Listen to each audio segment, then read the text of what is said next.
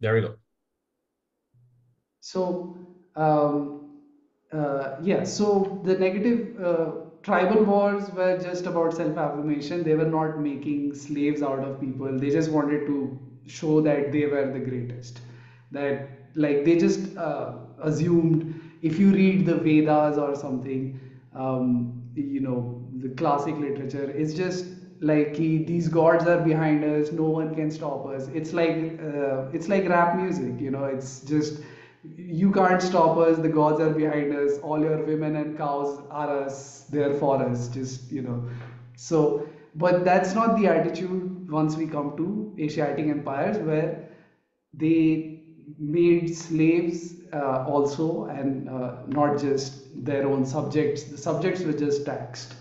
um, so the Asiatic empire formula is phi of B with C and A as component, uh, both under B, and it produces D under B, which is the universal religion. And here it's for all subjects. This now we have subjectivity proper, like it's not like the tribal formula.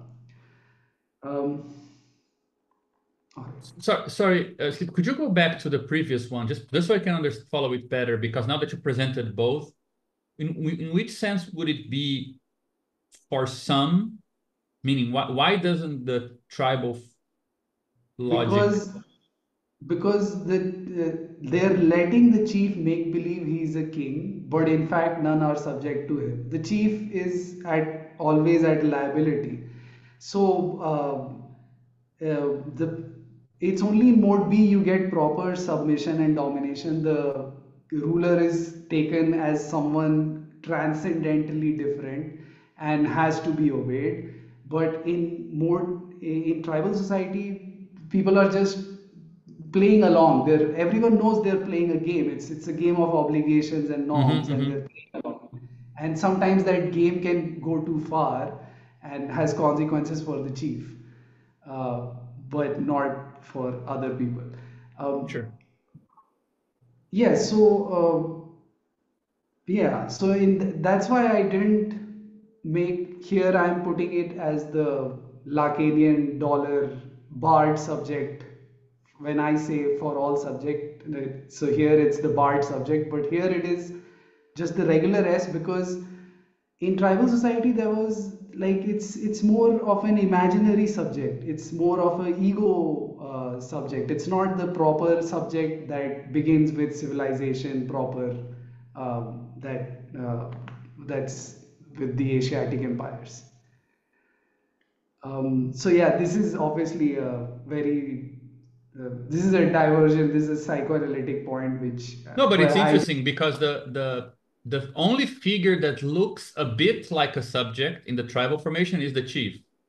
If you were to right, split between how they appear and how they are, it's actually only right, the chief who is like a proto subject, right? yes, yes, yes. I should also say कि yeah, till yes, this formula is actually more for like the people who are interpolated into positions of ritual exchange or power, like chiefs or whoever, the elders, or here it is in that sense not applicable to all.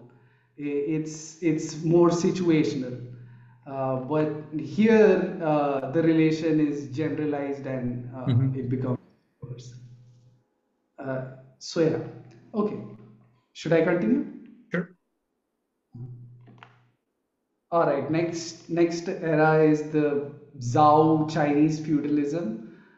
So here, uh, this is uh, this is not even an articulation, properly speaking. This was closest. This is the closest to total disorder that any portion in history comes to.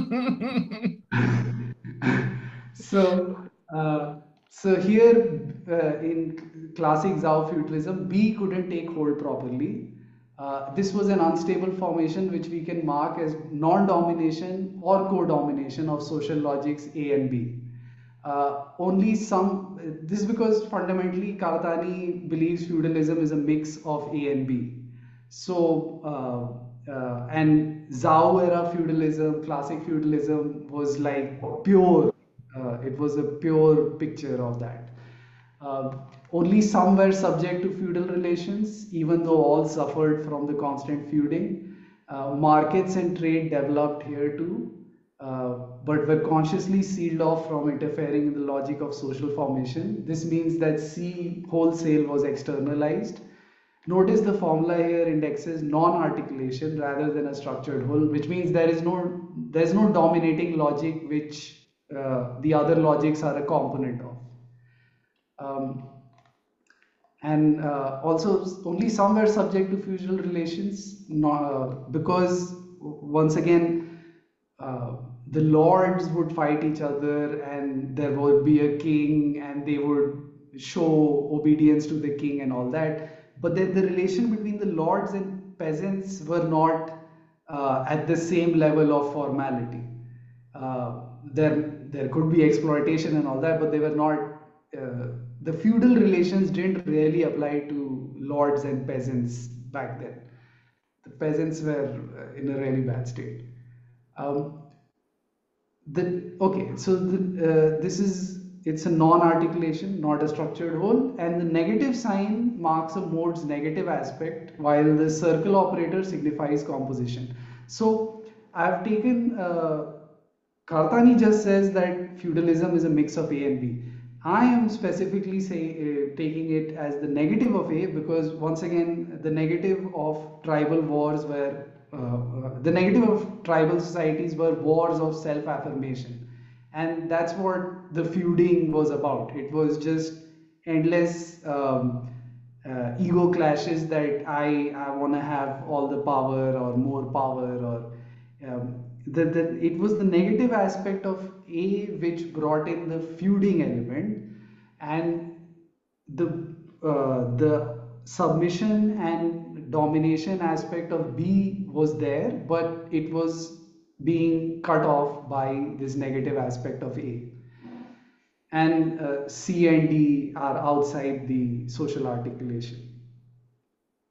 Again, it's Can I just personas. mention something which is very interesting because this is something new. I don't think he presented this in Structure of World History. This No. singularity of classic feudalism, right?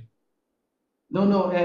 He just mentions in the new book about classic feudalism, Zhao era feudalism being the proper pure feudalism, the precursor to our more common example of medieval feudalism. Hmm. But he does not, of course, he does not do all this formalization of Sure. But the reason why I ask is because, the two things that you brought today that are not in Structure of World History, I mean, of course, I'm looking for things that make us all look less crazy in the stuff that we are doing. So thank you. But one thing that is very interesting is that because Karatani doesn't really talk in detail about what it takes to make a mode consist, right? He just talks as them as if they're already formed, they already work. The idea yes. that a mode can locally consist but not globally consist. It's not something that I think he has means, and I think that it seems like there's very much at stake here. That clearly, mode B is already taking place, but it still relies on some aspect of mode A, but it also doesn't allow mode A to become fully consistent. So it's very interesting to see an example where there is a need to talk about modes as, let's say, locally coherent but not globally coherent. So you can't really get consistent feudalism, even though locally you can get feudal relations, right? That seems Yes. very relevant. It connects. I mean, we can go back to this later, but it seems to connect also to. That's why I asked about him now naming nomadism as a sort of transitory type of exchange, because there is actually something about transitory types of exchange for all modes, right? This Right. is a mode, this is an example of mode B as a transitory or an incomplete or an incoherent global structure. Since we're kind of looking for clues that perhaps the more speculative parts of Karatani could be substituted in a more coherent technical formulation, if U, which is nomadism, is incoherent mode A, meaning it's a local mode A with no global coherence, right? It looks like pure feudalism is something like mode B taking a dominant, like taking a front stage without being globally coherent, but only locally coherent. So maybe there is something that could be added to how you formalize these, that we could distinguish between uh you know like perhaps three levels of local, regional, and global coherence. Yeah. Anyway, it's just because this is all very exciting, so sorry for interrupting No, this, no. but this is a really great example of something we've been trying to find.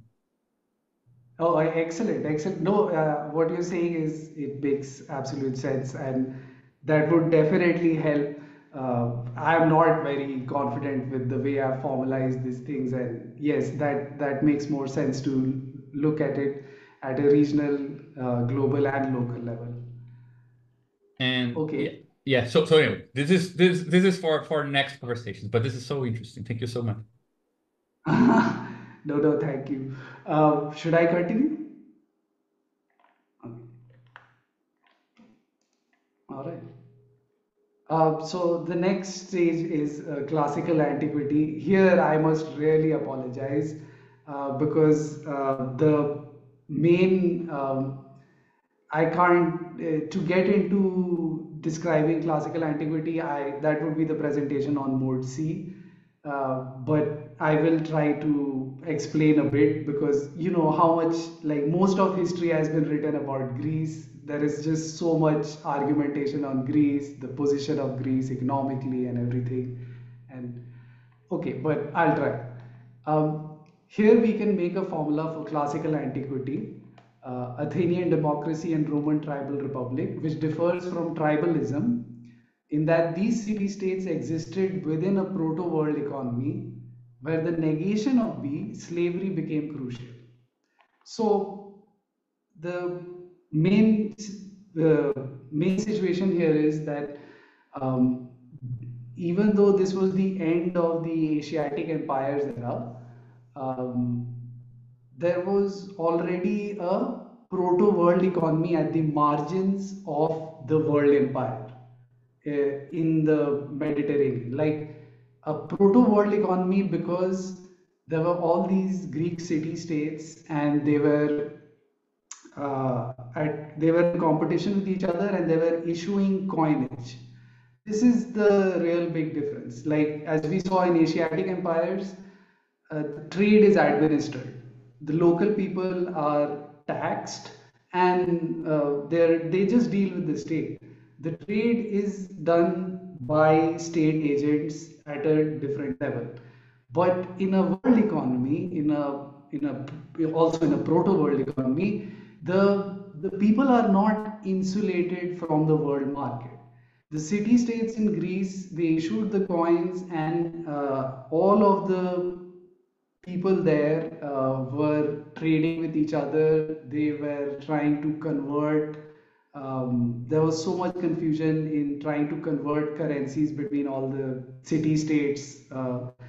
And the net effect of the domination of world market, world economy on people's daily lives was indebtedness. They could they could fall in debt, and then they would have to sell their family or their land and get into like they would become slaves. So there was this path that opened up for subjects to become slaves, which there was a barrier in the Asiatic empires, and this this was the core issue that all the Greek city-states faced. Their main contradiction was these people, our subjects. Okay, so first of all, it's here, as you can see in the formula, it's A composed with C. So A here is just the Greeks were tribal republics, and democracy there was like a tribal. It was an outgrowth of tribal republic procedures. Um, A is composed with C because C is these tribal republics existed in a world economy, and their main contradiction, the main problem was कि if our the people who would defend our cities, the citizens who would defend the city states could fall into debt and therefore unable to uh, be part of the army, unable to pay for the expenses of the army. You were weakening the city state was weakened if they let their citizens fall into debt, but there was no stopping the world economy. So this was a constant contradiction, and eventually it had results. It had results as in like most people were dispossessed and they became mercenaries, and so instead of having citizen armies they switched to mercenary armies and all that. But so the core idea is that here, unlike Asiatic empires where master subject relations were important, here slavery arose in a tribal republics. And Karatani says that D arose here with Socrates as the successor to Ionian philosophy. So D I have marked as responding to the composition of A and C. So this is because Socrates, first of all, he was against the Greek city states. The citizenship was also based on kinship, on familial lineages. Like you had your parents had to be a part of the city for you to be a citizen, and Socrates was against all this. Socrates was he said ki we could you could talk and reason with slaves and women and non-citizens, and so he in that sense D here was against A, and also D was against C because well that's how philosophy starts. Socrates he starts asking what are people paying these sophists for? How can we attribute some value to something being taught which helps you in public life? And that led him to the more fundamental question, can anything be taught at all? So in that sense, here Socrates is the representative of D. I hope that wasn't too bad. I had to skip over. The Greek situation is really complex. It's a different presentation. Okay. All right. Medieval feudalism. This is possibly the most complex formula. So for feudalism, medieval feudalism was noticeably stable compared to what came before or after. We again have an unstable complex of A and B, but this time flanked by Christianity's dual role in propping up B and C. That is, Christianity gave the name to the empire. Like there was no real empire, but they called it the Holy Roman Empire or Christendom, and things were done in that name, in the name of Christianity.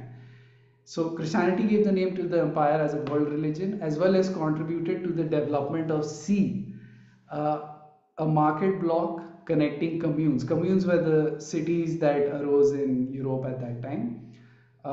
So the Christianity contributed to the development of this market block of communes through crusades.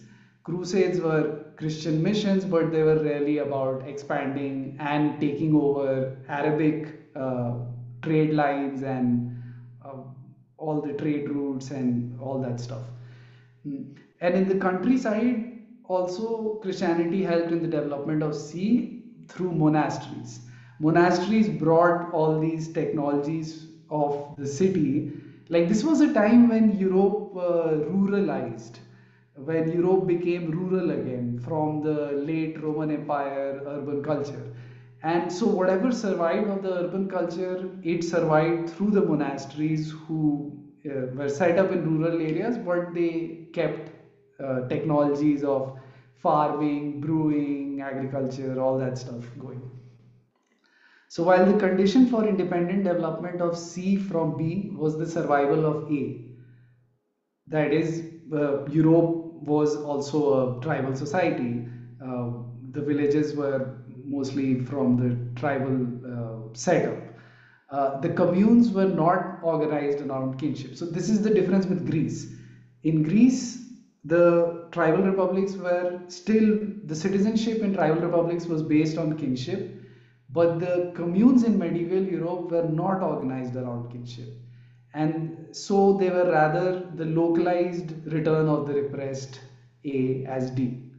Uh, in turn, the church and monasteries took on C and B like characteristics to become terrestrial powers, which were opposed by heresies who preached a return to the early church.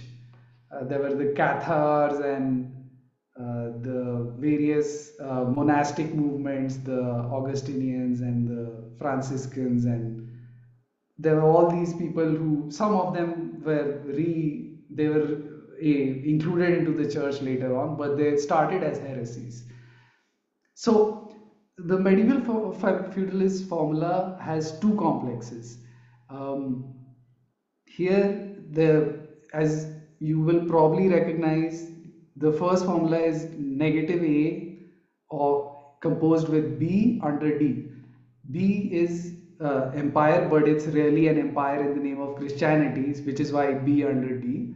And this forms the feudal, this is the formula of feudalism, negative A composed with B. And so this is really about the feuding in the name of the empire, the decadence of the popes, the lords, all that.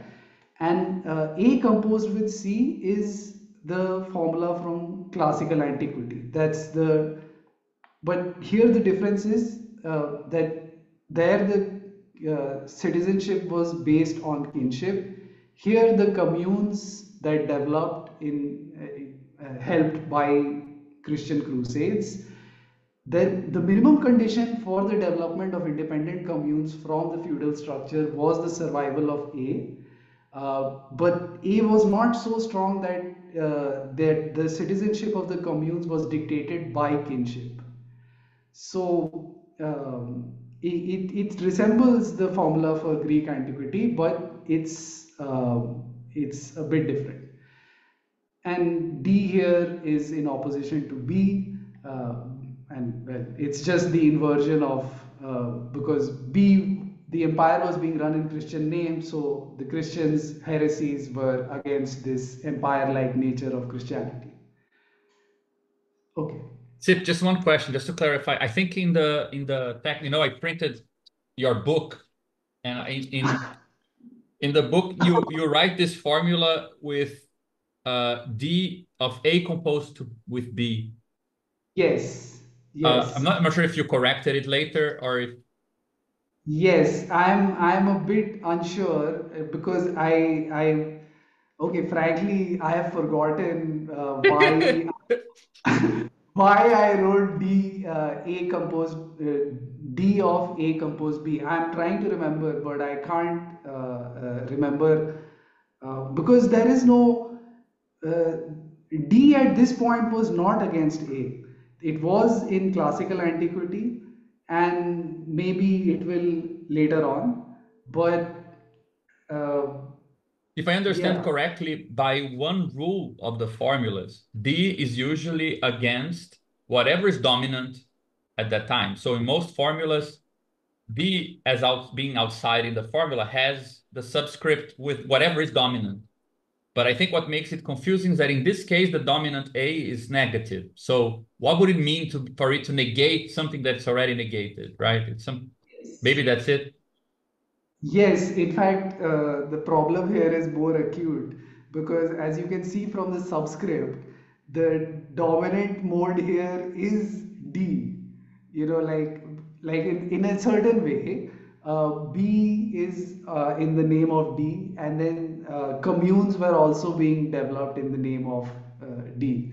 So but obviously, eh, it can't be that D is against itself. I mean, in a sense, D was against itself. It was the heretical Christians against the Christian empire. But we can't see it at that level. The empire has to be seen as B under in the name of D. Yeah, because this is something that I mean, it's quite striking, and I wonder how you think this, because what does it mean to be dominated by mode D? Again, see, if we introduce that idea that we discussed in pure feudalism, that feudalism would have, let's say, restricted dominance. Mm. You could explain the restricted dominance without adding another mode, right? Right. And in this case, it's confusing to me if we could claim that Christianity is the mode of exchange that dominates, because that would imply that, let's say, decisions about feudal regions, the connection between communes, and so on, were being made in a way that only Christianity can explain, right? As a mode, Mm. versus it being, let's say, the very form of the state. That's what I don't understand. Like, Mhm. but I mean, I know Karatani makes that distinction, and therefore it is reflected in your formalization. But the very fact that this creates, I mean, you end up taking it to a point that's so clear, so pure in the description, that perhaps the issue is even clearer. That if Karatani is right, we're kind of obliged to write two incompatible things. B Yes. submitted to D, but D is actually fighting against B outside, which would what right? I mean, I don't know what that would mean exactly. As you said, it can be like an acute kind of issue, but maybe Yes. between you and Karatani, maybe you're right, Karatani is wrong. You know, Um, because what does it mean to say that Christianity, if Christianity's role was to steer mode B more than to suppress mode B, then you mm, would end up concluding that it is the very form of being that time, not necessarily an external constraint. yes. I don't know. Yes. I don't know what to do about that, but I'm just saying that maybe it's not a problem with the formula. Maybe it's just that your formula is clarifying something for us to think more about in Karatani, you know? Yes. Ultimately, I would I would go with your earlier point that here D is operating at a local level, like in both these complexes. In the feudal complex, it's just acting as the name of the empire, and in the communes in that came up on the model of the tribal republics in the age antiquity. I mean, it's similar to that. D was just D was what gave the independence of the communes. In both these ways, it was local. Like it didn't. That's why it's not a overall dominating logic. Anyway, I mean, yes, but you're right. Like this, it's a point that needs to be clarified. Should should I continue? Sure. Okay. But Um, just one point on this, like, because it looks like me feudalism puts, I mean, it gives further credence to the idea that you can have something like a nomadic state. You can have something like, you have city states. You can have something like band states, which are very small formations. They are very plural in their relations. They never get to really become, you know, huge in their structure and very sedimented. Uh, Sometimes because of now we have U separated from D to think about, plus the idea that maybe these things are helping think through the difference between locally consistent and globally consistent. It feels to me that feudalism is constantly bringing this issue of, arrangements where, because of the need to to compose with other modes, the state needs to function in a very weird plastic way, right? Uh, it can't really fully kind of, as you said, it is empire by name, but it's actually like a mosaic of a bunch of things, right? yes. I don't know. There's Yes. something about it. No, I think you're right. I mean, like you're on the right track. Like it has to be characterized at, uh, yeah. Okay. Should I continue? Sure. I think John is saying, do you want to say something, John? Maybe it's if you Oh, shit, sorry. Oh, I was just yeah, just throwing in there with what you were saying that even in like the mid 1200s, the King of France and his court were still mobile, and that King Henry, when he launched his invasion successfully, like took advantage of that, like struck at a time when the court was far away. Um, and was one of the kind of key places in later like medieval history when states were like, huh, that this whole mobility thing might be a bit of a more of a liability nowadays. Um, but yeah, it was very much, I think that that idea of a mobile state is really critical to that to the medieval period. So it's a very weird idea, isn't it? But I'm just thinking like the Portuguese court came to Brazil because they were afraid of Napoleon. They just moved to Brazil, the core of the empire.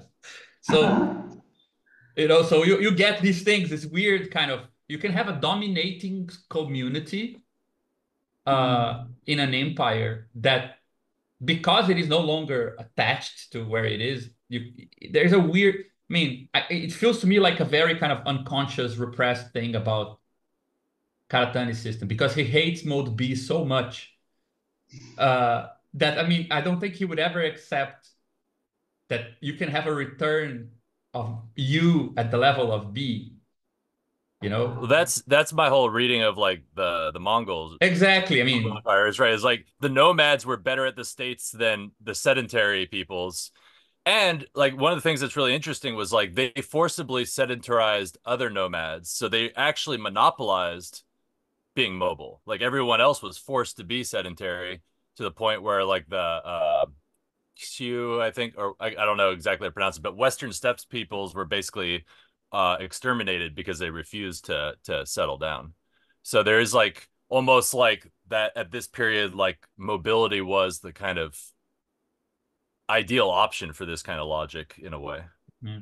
And I mean, just since we're speculating on crazy things, I mean, now with this whole thing, especially with the way Sleep is presenting, it's really amazing to think that uh, class struggle, the most primitive version of class struggle, the most primitive idea of a force moving history in Karatani is nomadism. And then you can pinpoint who gets to be no nomadic out of coercion or freedom, right? Equal or unequal types of nomadism. Like you could retell the story also in those terms. And it's funny because the proletariat is a weird type of nomadic class, right? You don't have means of production, means you don't have land, you don't have settlement, you're always borrowing. So Yeah. you could imagine that you can also describe this moving upward, not necessarily only for the lower classes. You can have like the monopoly on mobility in that sense, right? Yeah. Anyway, That's an interesting kind of like dynamic though about here in the States is actually Americans tend to be very unmobile, except for upper classes here. Um, so kind of like reverses in a lot of ways compared to other. yeah, Okay. Well, you know, the earlier book that Karatani wrote, Structure of Empire, the entire book is on Mode B, and he's not so uncharitable to Mode B. really, Yeah, yeah, because in that book, he tries to see how, yeah, what would be the return of you? What would yes, mode B? What would be the return of mode you at the mode in mode B at a higher level?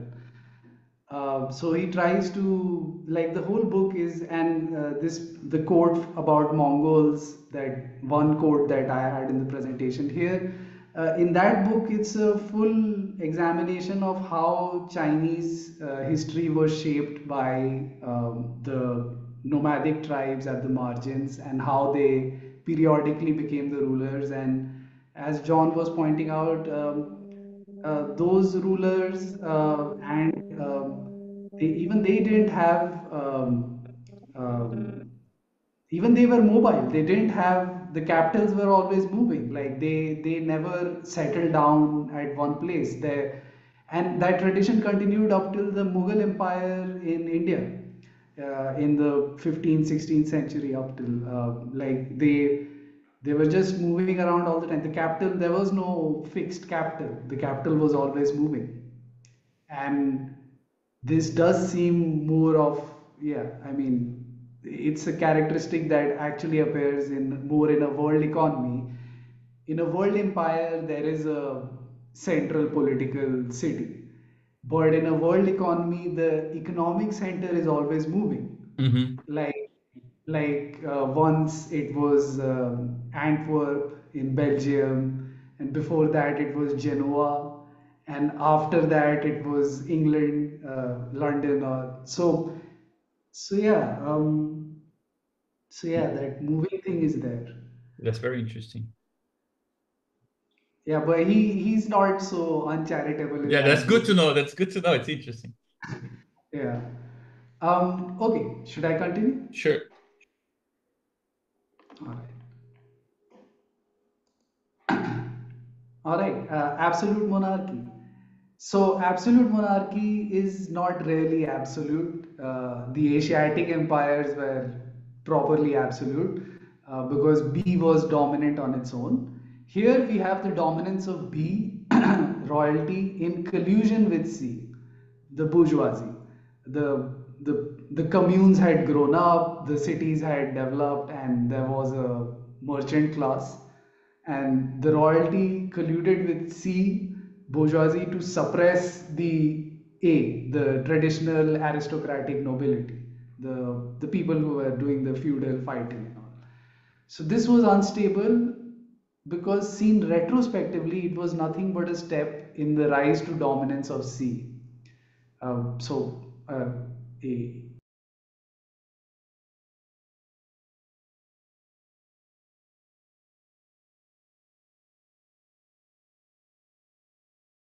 Body of the state didn't, it wasn't stable as long as it was the body of the king. It was only when it was transferred, the sovereign body became the body of the masses.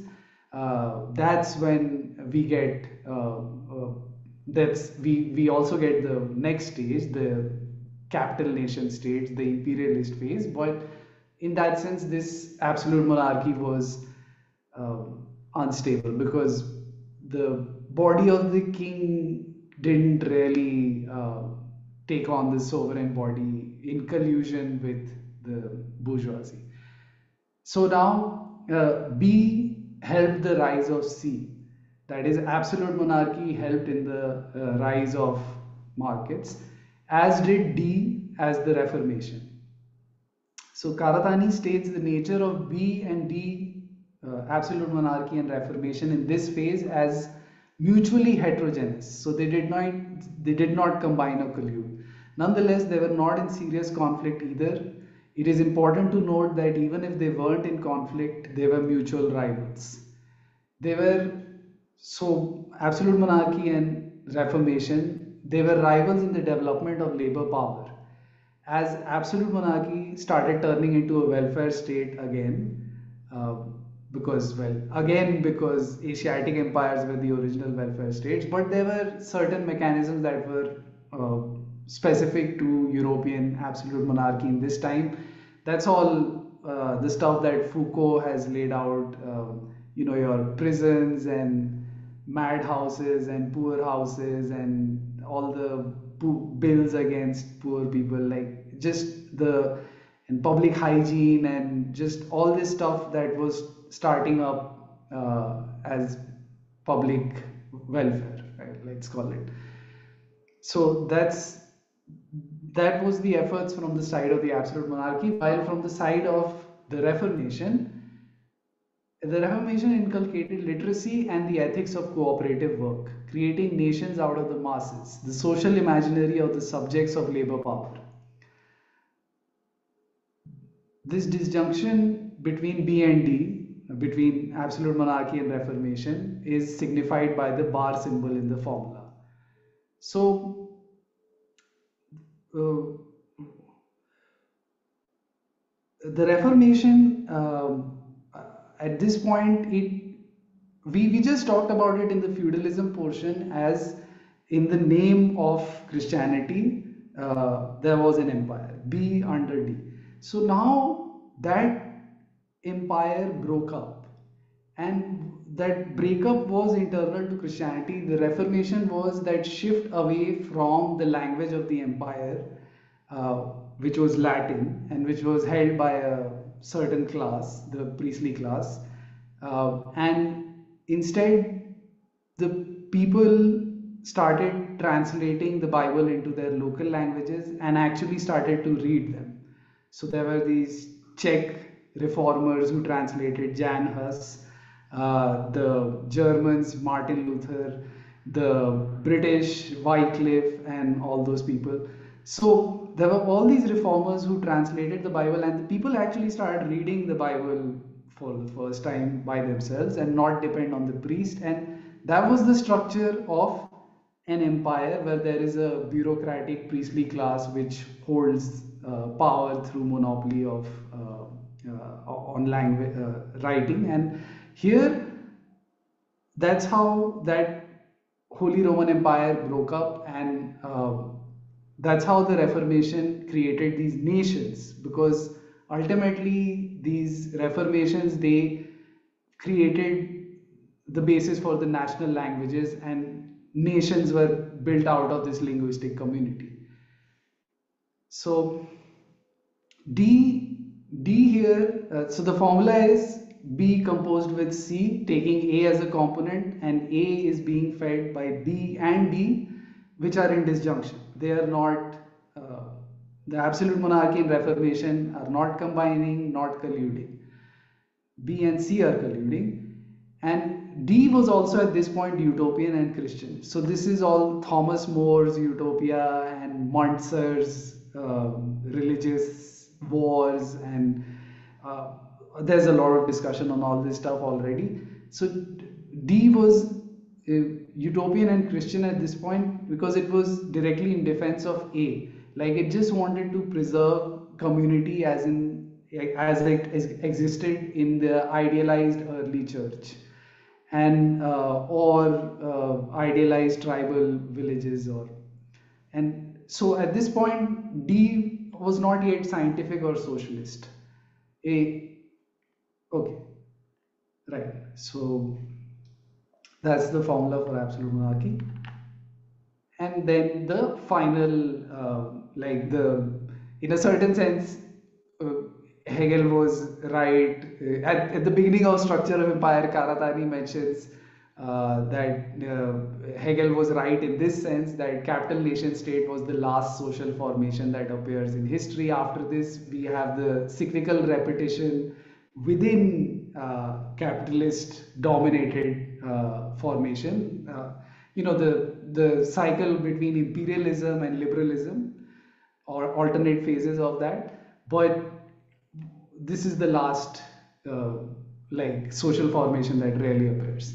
So here we enter modern capital proper, or the first imperial phase. B took on socialist characteristics to become an industrial state under C, uh, which in turn began to directly dismantle agrarian A communities through the new industrial cities. So this was the picture in England basically. The new industrial cities were Liverpool and Manchester. Um, and places like those were, till now it was the king. By becoming subject to the king, that tribal communities are dissolved, but this was the first time that directly through market societies the agrarian communities were dissolved in these new towns, manufacturing towns of Liverpool and Manchester. And B took on socialist characteristics because uh, this is the point of the wave of revolutions in 1848 and the aftermath of that. And the imperialist states did implement the demands of the workers at that point. They, your right to assemble, right to speech, right to strike, just working day limits, and just all this stuff was up. Like there were people protesting for it, and certain states did implement it, especially famously Napoleon III. Anyway, um, D against this complex of lower level A, nation, industrial state, and capital became scientific. So till the last phase, till absolute monarchy, till Munzer and more, D was utopian, and now it becomes scientific. This is it's coming from Karatani refers repeatedly to the book by Engels, Socialism, Utopian, and Scientific. And so this differentiation is coming from that reference. So Karatani describes the development of subjectivity in this imperialist phase as the people who were made national subjects under absolute monarchies, A under B, escaped that status to become independent as capitalist subjects, A under C. However, in fact, they became voluntarily dependent on the state through this, B under C. So, what was once subjects of the king, they were now supposedly independent workers who could just sell their labor and consume on the market. This idea of independent subjectivity, finding your own fortune. However, uh, this independence is only maintained through the state becoming um, in Marxist terms, we can call it that the state starts performing the function of total capital. Like it has to maintain this base of workers and consumers. It has to maintain them as individuals who are educated, trained, and everything. Um, and this so the more people think that they are independent, the more dependent we actually are on the state infrastructure. That's the point here.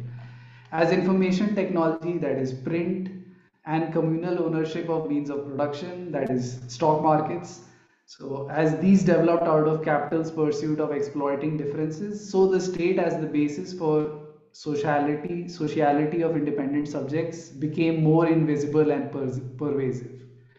So uh, it's only become more invisible now. So the formula here is the classic uh, phi of C, where C takes B, A, and D as components, and D is also outside. So this is because the capital nation states did incorporate socialist programs.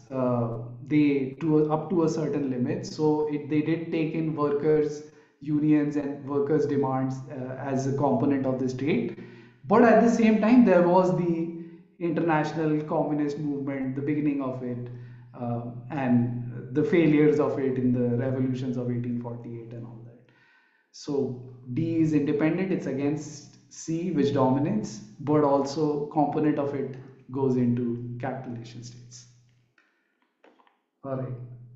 All right. So now the 20th century, that was the 19th century, the imperialist phase. The 20th century, in the 19th century imperialist phase, communism was local or internal to states. Then during the wars, communism was realized as states.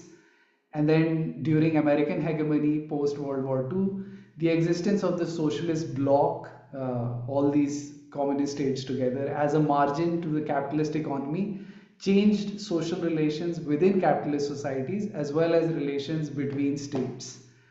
That is, economic exploitation and colonization continues, but the blunt imperialism of force, direct subjugation of states by states, that's not possible after communism. There were other things too, like Americans were really embarrassed about discrimination of black people and all in the 50s, 60s, which the communists and even Europeans made fun of and like looked down upon.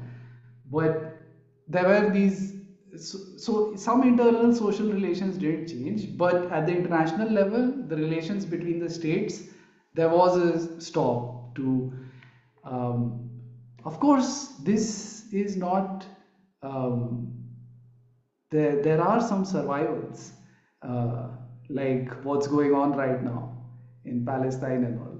It is a classic national colonial kind of thing, but anyway, that's it's become a symptom. It's not the general. Um, it can't happen widely, but it continues as a symptom. So this change in international relations sadly cannot be formalized in the series here. We can formalize the second world, 20th century communism, as DC of B, D under C of B, uh, phi of B, taking C and A as components for all A. So here the uh, the the D is in the front because uh, the this state, the communist states were formed in antagonism against the power of capital. So the state was formed to explicitly keep it out, to keep markets and world trade out. So the usual arrangement is inverted to acknowledge that this is a minority viewpoint during a liberal world order. Like the total liberal world order was the capitalist nation state kind of system, but there was this minority viewpoint that formed a bloc. Uh, and unlike Asiatic empires where C under B was external administered trade, here it is just C under B is just pointing out the internal planned economies. Um, And there's a formula for fascism too. Obviously, there is no mode D here. Um, it's not a real disruption in any form. Um, and if fascism, the formula for fascism is phi of C, taking B and A as components, but B, the state is still dominated by capitalist logic, uh, which is not how it was in communism. Communism, the state was not dominated by capitalist logic. They just had internal planned economy. All right. And finally, our present neo-imperialism. This is what Karatani calls it. Instead of neoliberalism, he would say that we should rather call it neo-imperialism, where states are not concerned with the social reproduction of labor power, but remain invested in maintaining a consumer base. So, as we saw in classic capital nation states, and throughout absolute monarchy, there was all this creation of labor power through education and all that. But in our time, the states no longer worry about whether people have employment or education. Karatani compares this neoliberalism with imperialism in Structure of World History as follows. The political emancipation of the bourgeoisie through export of capital meant that state capital was freed from the egalitarian demands that characterized the nation.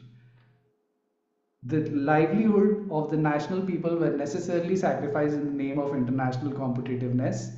In this sense, the ideologies of neoliberalism closely resemble those of imperialism. So, the important point is that the states want to maintain a consumer base, they want people to continue spending and for the markets to keep running, but there is that classic industrial state support for education and employment, it's being rolled back everywhere. So the formula here, also the difference of D. D till now was in service of uh, B and A or against C last, but now D is a crowd of disjunct movements against all the modes. There are movements against mode A, as you guys have pointed out. There are movements against segregation, there are movements against exploitation, there are movements against state domination. So there are all these different sort of movements, but they don't cohere together. And in the formula for neo-imperialism is just phi of C, which takes B and A as components under C. All right, final slide. Um, so, formalizing has already meant the loss of details, but we can make it still worse by rendering this sequence of formalizations as a sort of switching diagram. At the cost of total incomprehensibility, we can get an overview of signal flow of modes through history. Note that this is an illustration of significant shifts in world history, not the sequence in any actual region, such as, say, for China. In China, the actual sequence of social formations was feudalism, the Zhao era feudalism, then the empire, Qin Han, then feudalism again, then empire again, and then Song dynasty is sort of the Chinese version of absolute monarchy because they had like a bureaucratic class which was taken in a professional managerial class, a PMC, which came in through these imperial exams, and these imperial exams were really they took your life. People were really into it, and at the same time as the bureaucracy, there was a merchant capital. So under Song dynasty, there was like a collusion of B and C, just as in European absolute monarchy, but here there was no royalty. There was a professional bureaucratic class, and there was merchant capital. And then after Song, there was the empire again of Yuan, Ming, and Qing, and then the colonies of late Qing, and the initial republic, and then the communist empire. So this is just an actual, uh, but what the main graph that I am trying to show is just a minute. Yes. Can you guys see the graph? Okay. So, so this is the this is the payload of the entire presentation where I try to cram everything in one frame. So this is the power flow diagram, and now all the formalizations can be used to characterize all the social formations in one line. So first we note that the mode on top is dominant. If there are two modes on top, then they are in combination or collusion. And broken lines represent the negative aspect of modes. So we begin with settlement. Before settlement, there is U. And after settlement, the first formation is tribal society. Tribal society begins with A, and then B and C form out of A. Then in Asiatic empires, B becomes dominant, and A and C continue, and D is formed, as if you remember, because of the repression of A returns as D. D is the return of A at a higher level. So D begins in Asiatic empire. I've just put classical antiquity here, but really it's at the end of this period. But just to point out that there is an overlap, I've put it there. Then Zhao, classical feudalism. This was the most disarticulated form. So here the social formation it's really small. It's formed out of B and negative of A, and C and D are not part of. They are externalized.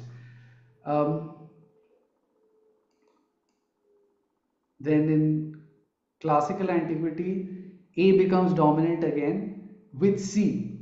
This is C coming up, and A composed with C and negative of B, if you remember, because of slavery becoming the crucial thing.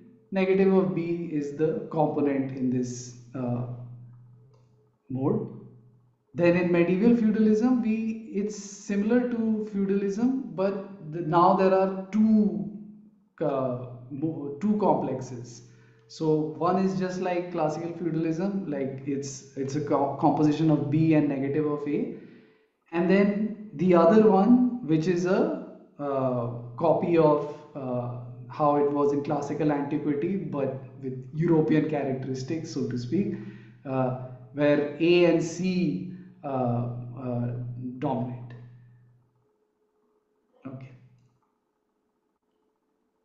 And then in absolute monarchy, B and C are on top, they are in combination, and utopian socialism is spanning A and D. A utopian socialism is not trying to use the state. It is still like the state is not That's the idea of scientific socialism, that state has to be used um, against capital. So here it's not that, it's just utopian, it's Christian. And then the final social formation, capital nation state, where C is the clear dominant, and scientific socialism, which uses B, A, and D. So here, socialism has sort of expanded when it's become scientific to go beyond just trying to preserve A and also trying to use B against C. And beyond this, I have shown some formalizations for communism and fascism and 20th century stuff. But as I pointed out, there is no real, uh, in this way of mapping out modes, in this way of mapping out the social formation in terms of modes, there is no way I can show the minority viewpoints or changes in international relations. So this is, yeah, that's the end of the presentation. I mean, so here I can go back to the quote from Kant, and yeah, that was he. This was the guiding principle because he said that a philosophical attempt to work out a universal history must be regarded as possible. That is what set me off on this. That it is possible to try to characterize all the social formations, and yeah, yeah, Man, this is amazing. This was really, really great. I okay, man. Thank you so much. Thank you so much for saying that. No, this I was was I was so nervous. Uh, I can't even imagine how it must be to like, hey guys, I'm just gonna summarize 15,000 years of history in 2 hours. And uh, can I ask you something just to I'm not sure if anyone wants to comment, but just I mean I haven't finished reading everything you sent us, but right. I'm really curious. You mentioned that you were also interested in understanding more the technological basis of the modes. I think it's something you mentioned, right? Yes. Yes. And sorry, yeah. In fact, when you said when you pointed out about mode you the prehistory, so yes, that those it didn't leave.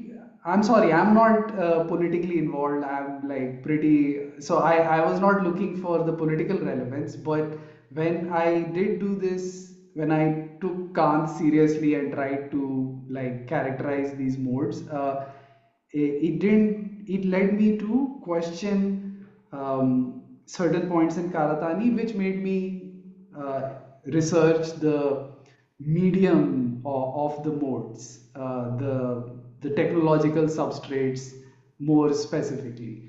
And in that, it has to be you is a question, because how do you get to the communal superego at the level of A? There must be some stuff already operative at the level of U in within the bands to get to A.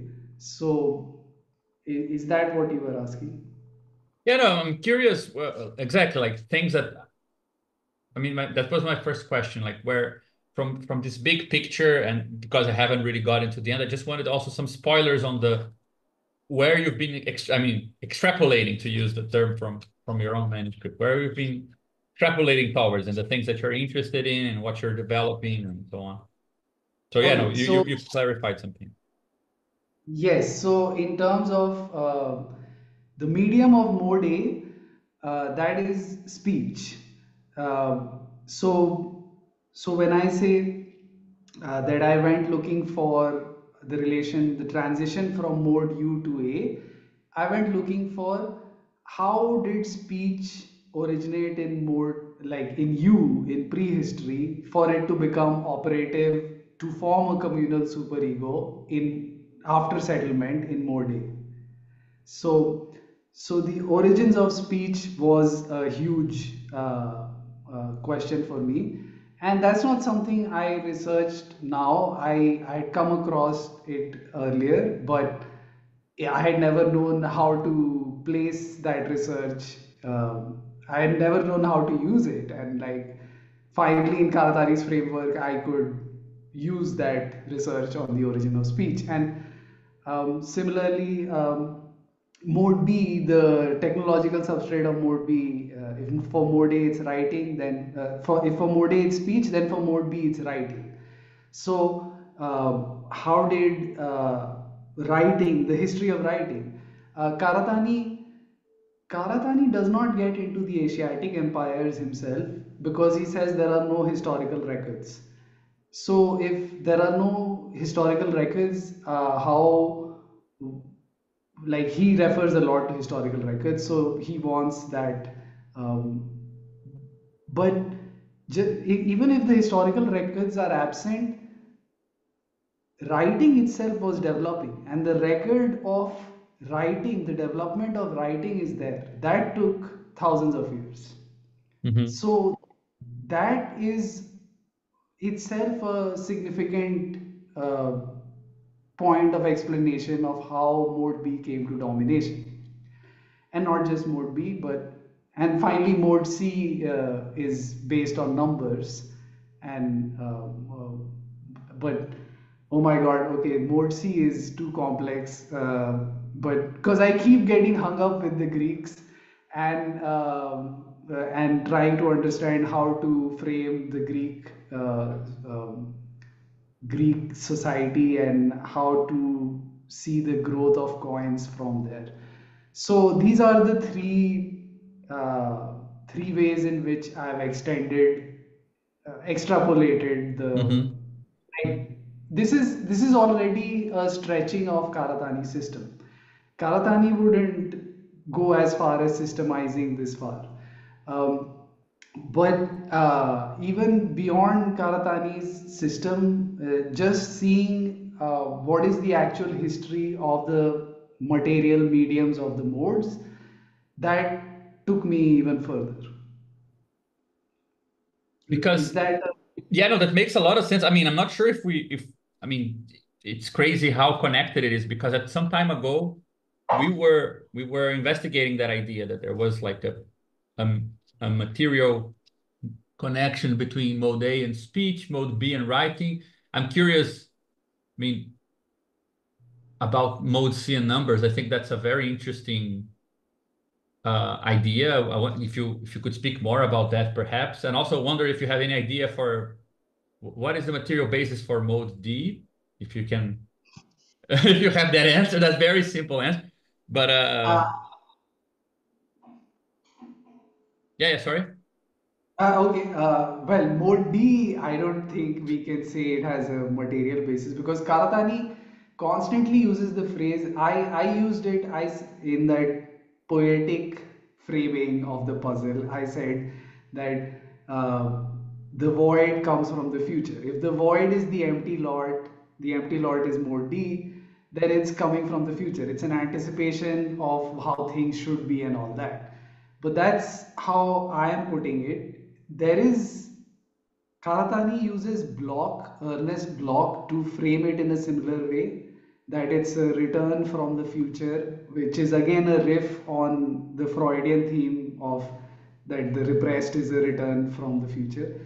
Um, but Karatani specifically in Japanese, he keeps using the phrase, it comes from the other. Hmm. uh, eh, it's a very common phrase in Japanese, muko kara, but to explain it or to translate it is a bit hard. The best translation would be from the other. Yeah. So for him, mode D always comes from the other. So it doesn't really have a material basis. It's more of a virtual, it has an effect, but it's effective as a virtual thing.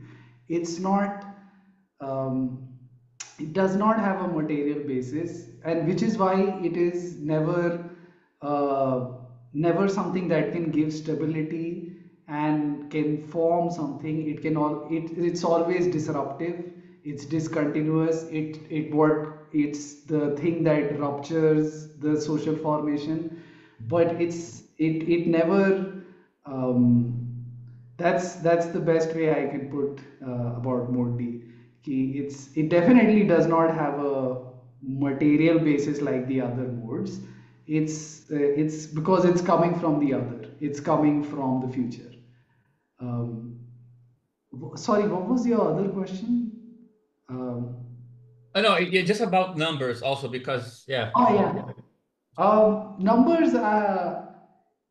Man. Okay. See, the funny thing is, even mode B writing gets off the ground only through numbers. Mm-hmm. Like first there is writing of numbers. So in a sense, there is first the development of mode C, and only then you get the writing of letters and characters. Like the earliest records that we have, the tablets that were lying around in Iraq, um, from 3500 BC, they're just accounts. There's no writing. They're just accounts of okay, this temple has leased out so many cattle to this guy, or this guy has so many people under him working. He's a foreman, and this is the land that he has to cultivate. So it's just accounts. The first even writing proper comes out of the writing of numbers. Mm-hmm. That's the important thing. Yeah, even when I say writing, the writing of numbers is more important. And mode C is a writing of numbers in a different way. Like, um, yeah, yeah. I guess there was writing of numbers developed up till a certain level, and which led to the development of writing proper of characters of language, and only after that development reached a certain point did the writing of numbers as coins could take off. um, this is just like how mode B needed mode C up till a certain level to become empires. Mm-hmm. Uh, if, for mode B, for regional states to turn into empires, they needed a world market to be established at a certain stable level. And similarly, at the level of the medium, writing had to spread through the empire as the lingua franca, as the written medium of which whatever language you spoke, you understood that this was the language in which people had to write. Once that idea spread far enough, then we got coins. Mm-hmm. Um, I mean, there is no direct linkage, but there is, um, yeah. Because I mean, in that sense, I just wonder what you think about this because uh, we've been, I mean, I think one thing that is different from or complementary to what you were doing that we've been trying to do is because once you give or you try to give a more logical account to the properties of each mode, you can ask questions of the form, why speech and mode A? And well, you can kind of show that speech has a certain logic that has something to do with the logic of mode A. So you could show that they have some kind of particular resonance, right? For example, mode A has a very strong relation with the other. Things are both, you know, outside of yourself. You give things to others, but at the same time, you remain attached to the things you give to others. So there's a type of logic there that is very similar to the logic of speech, which is also meaning is produced in the other, even though you're speaking. So the meaning of what you say goes through the other. So there is a kind of a logical similarity, right?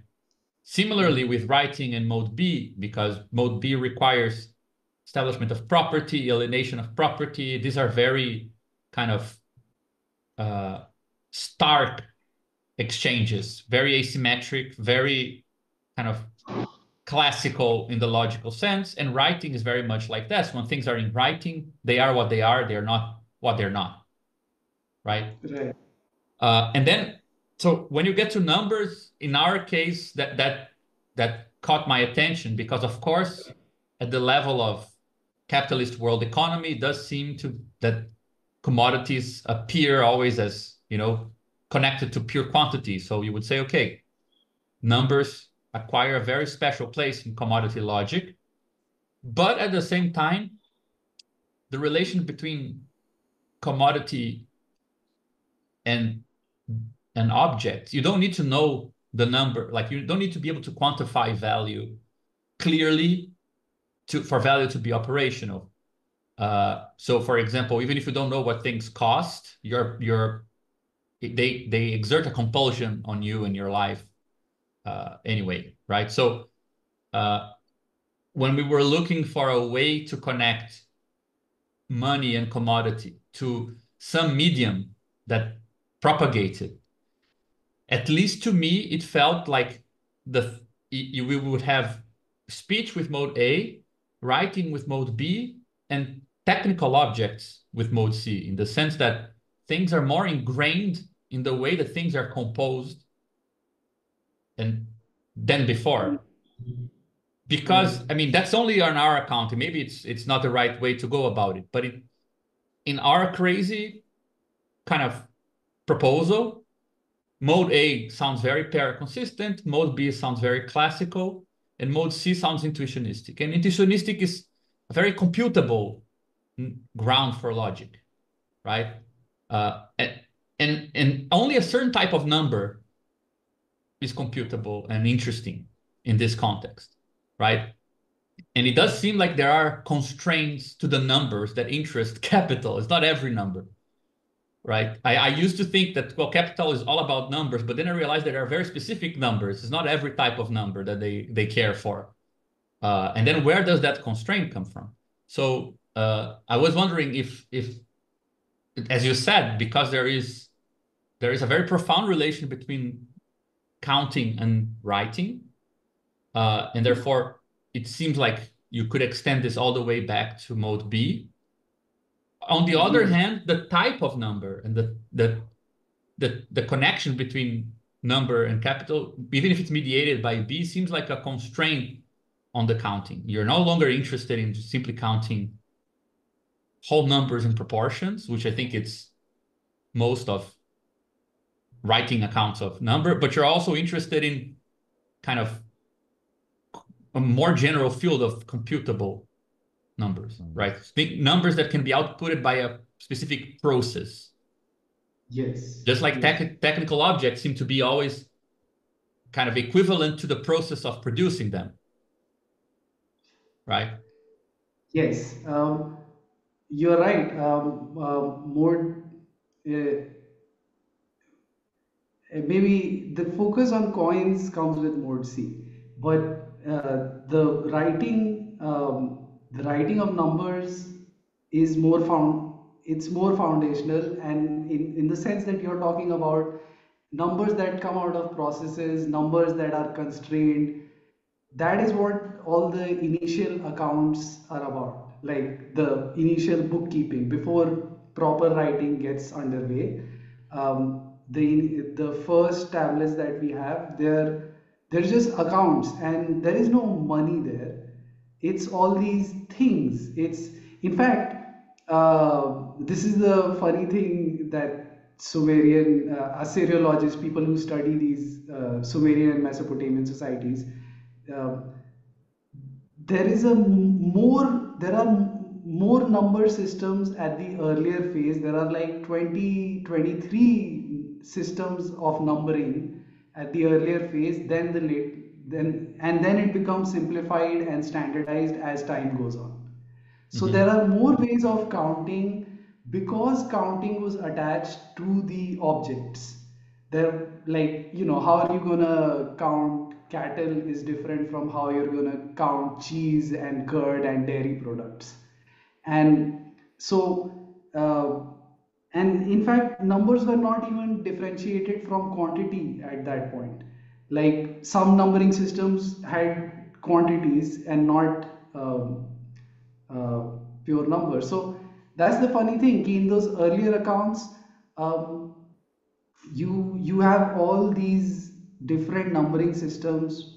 used by different branches of the same state, like some departments taking care of the land, some is taking care of the people, Hmm. uh, the laborers, and so they all have their own accounting systems and their own numbering systems.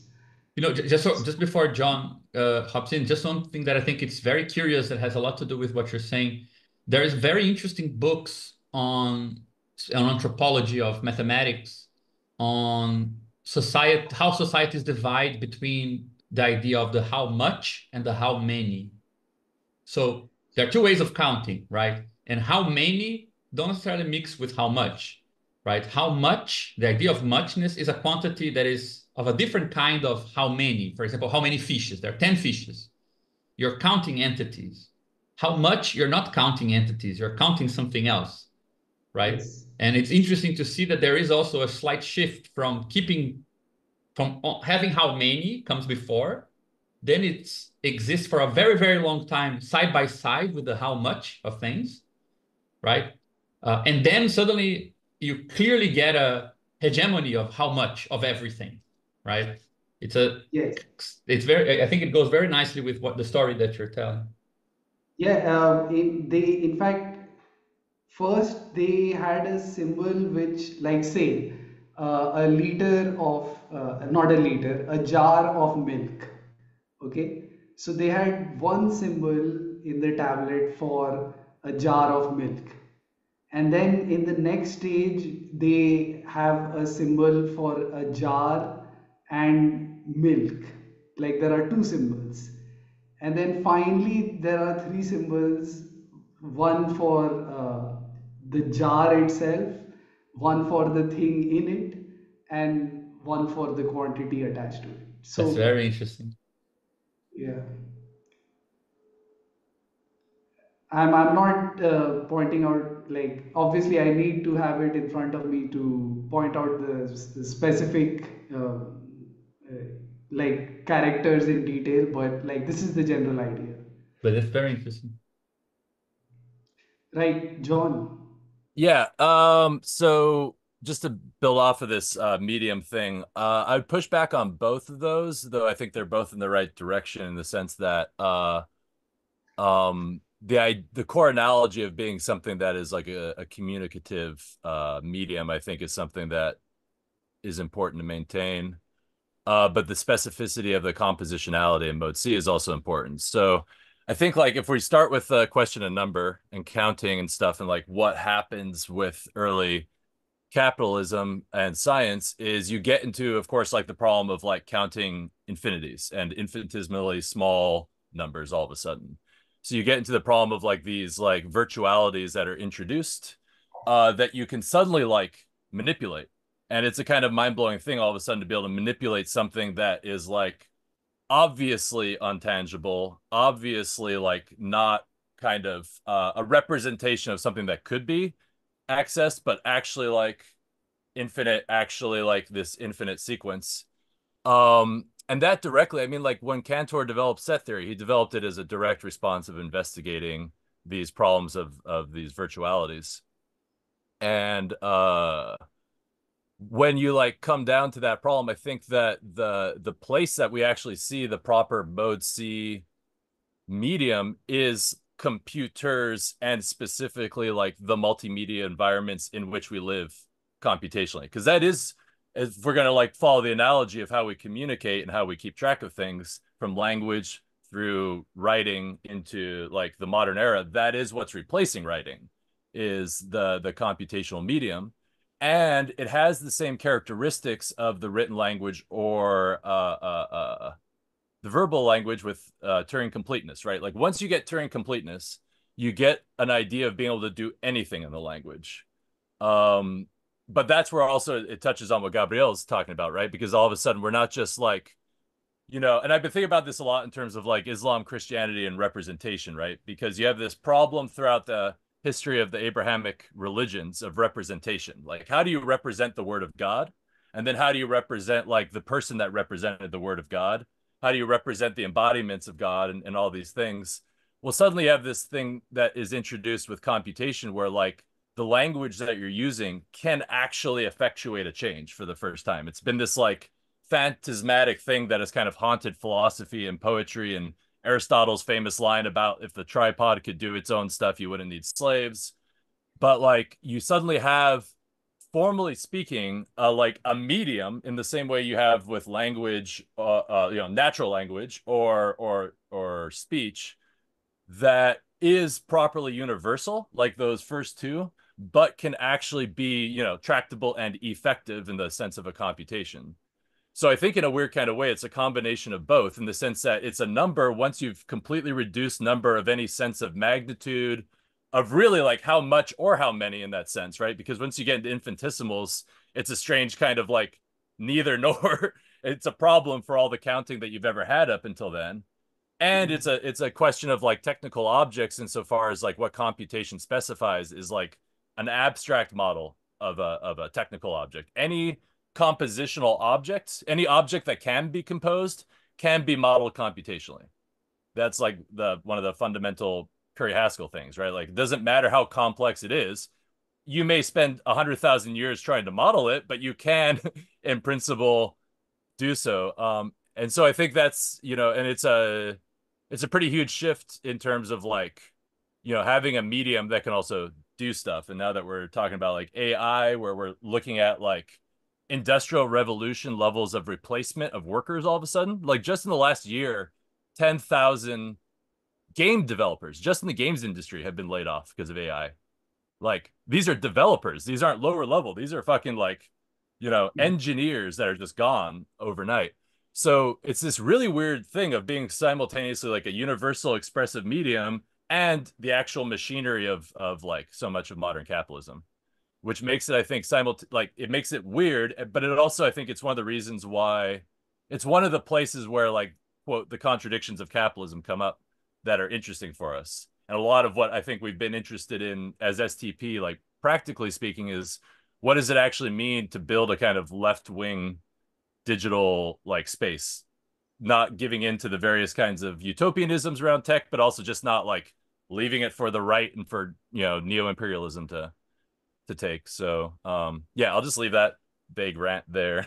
But also just as a general note, Slip, this is absolutely phenomenal. And I think like a real advancement on a lot of the like questions we've been asking precisely around the diachronization of the theory and what happens when you start like relating these worlds. So like Renzo said above in the chat, I think there's a lot of good political consequences from this, and I think this is a very like positive contribution to like what we've been working on. So thanks for taking the dive and risk of like putting yourself in front of people. I know it's very scary, and I appreciate it, and I think we all do. So thank you.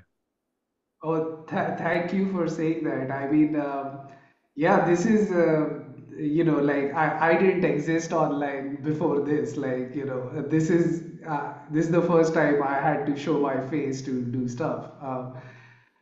Thank you so much for saying that. As to your argument, I 2 points. 2 points. First of all, Karatani himself does not see the computer revolution as separate from the automation revolution. Like the sequence of industrial revolutions is, I believe, first is the oil. Uh, no, yes. The first is the steam engine. There are three industrial revolutions, right? Like um, uh, steam and oil, and then heavy industries, and then automation. A coal, gas, and electronics. Right.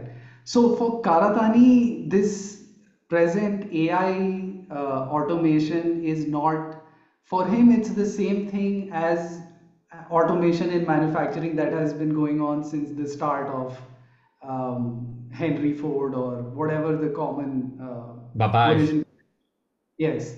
So for Karatani, automation of intellectual labor is on the same line as automation of manual labor. It is not a different thing. Uh, my second point, as to I agree with you, the importance of computing. And so, I mean, to show all my cards, so to speak, like the way I am dealing with it is, I am calling it a separate mode. Uh, I'm calling it mode E, electronic exchange. Because, like we were just talking, the, this there is the writing of numbers is more fundamental to writing of letters, and then in a certain sense, uh, the writing of coding is even more fundamental than writing of numbers, because you've boiled down all numerical systems to the simplest possible signaling system based on two signals, on or off. So it's an even more fundamental shift, and this is not something Karatani theorizes about, but in the way I proceeded, researching all the various mediums, this is at the end, this is the conclusion that I had to come to. I can't just treat computing as the same thing as automation. Um, Something, a much more fundamental shift, a new mode of exchange, which is causing all these new social formations. Like you're talking about a leftist digital space, but like there are already digital spaces, and it's it's a mode of exchange that is uh, forming a new level of social formations. So yeah, um, yeah. I just take it as more fundamental, and I kept it later to deal with it as a separate mode. Right, Gabriel. Uh, yeah, I mean, first of all, I'm not sure if you read Mackenzie Wart's Capital is Dead. I haven't read the full thing. I've just read his posts on public seminar, the website, and I've read his smaller work. I've not read his book. Uh, Sorry, her book. Sorry, but sorry. but the book has this particular thesis. She thinks Uh-huh. that Mode D is actually technological digital exchange, and that it's not necessarily uh, it's currently under domination of capital, but it's actually becoming a sort of new thing on its own. So there might be something there if you're interested in that. I do personally, uh, I think you said something very fundamental, and for me particularly, I'm not sure if I don't think it's a consensus on STP, but for me, it's very very relevant, which is when you go exactly as you said, and Karatani also claims it that in the chapters from cooperation, manufacture, all the way to industry and capital, Marx makes it very clear that social relations between people proceed and determine their kind of embroilment, imbrication into being propagated through mechanical systems, however complex they are. And it's not for nothing that the guy who was concerned about organizing how people worked and supervising their work and giving them clear, explicit rules on how to work was the guy, one of the founders of computing, with was Babbage. He first trained it on people before he tried to have a machine do it. Why do I say this? Because I think Karatani has a fundamental thesis that modes of exchange are first of all social modes, and only second do they latch on to material means, right? So speech is wouldn't be the reason why mode A appeared so much as a very just something that is out there that is very much capable of propagating mode A.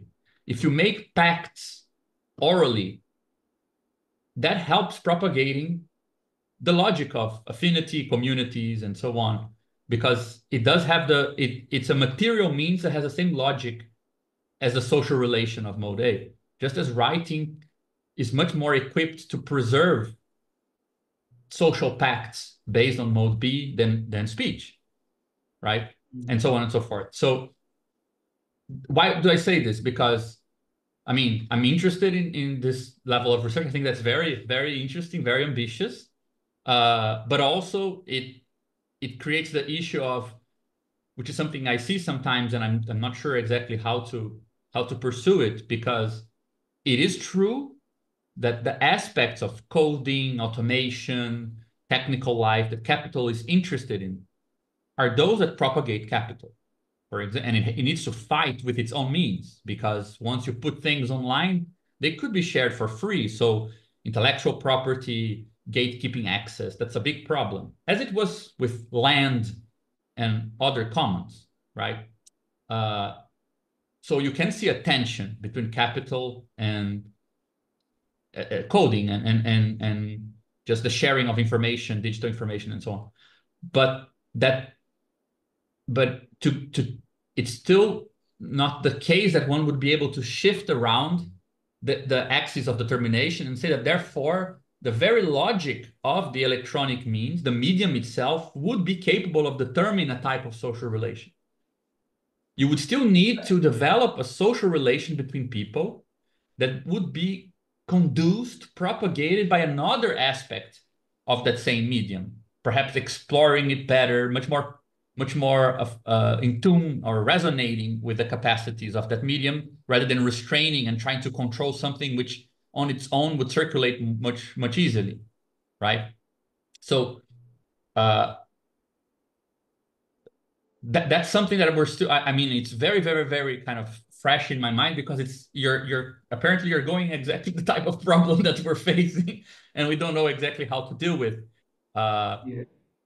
but that's very interesting because it connects with this problem, which is, I mean, which is another question that I had for you. But if if you don't admit, and it feels to me that everything that has to do with radical politics, it's you're more realist when you don't assume this. So if you don't assume that you will get mode D as a logic that comes fully packaged, fully ready, as Karatani sometimes suggests with the other modes.